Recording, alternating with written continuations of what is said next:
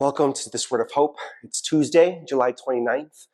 Today we have a very special feast day, the feast of Martha, Mary, and Lazarus. And as I had mentioned yesterday, we were going to talk about two key experiences that are common and typical in human life that can often be the greatest spiritual challenges. And yesterday we spoke about fear. And today, very famously with Mary, Martha, and Lazarus, we can speak about grief.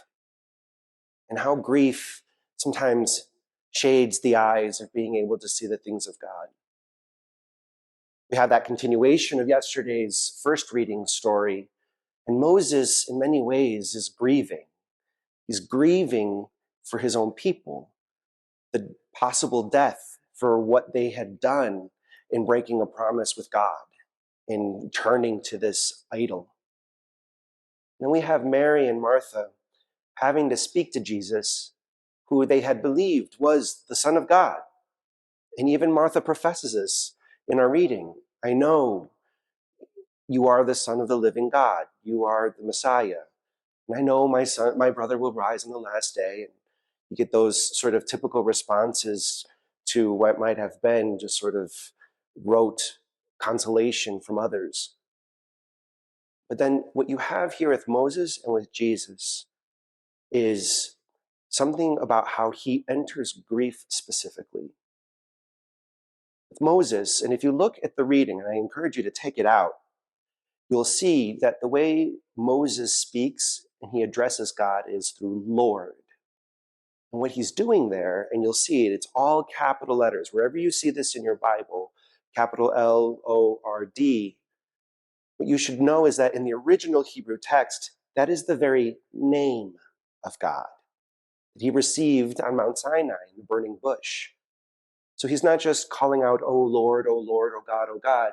He is asking and speaking to God directly by his name, a personal name, the name that made God and Moses intimate and friends. Moses was able to call out God by his name, remembering who he was. The Lord is kind and merciful. The Lord has done these great things. Lord, Lord, be among your people. God, God, Yahweh, Yahweh.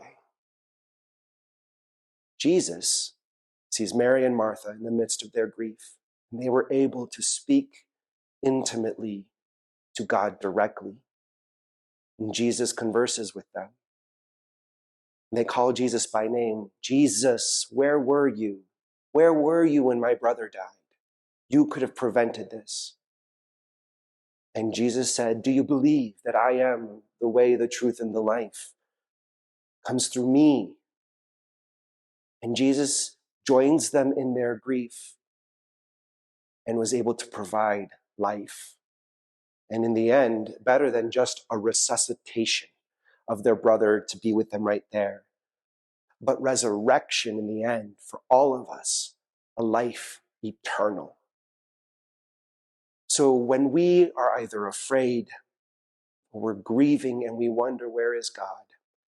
We can call God by name.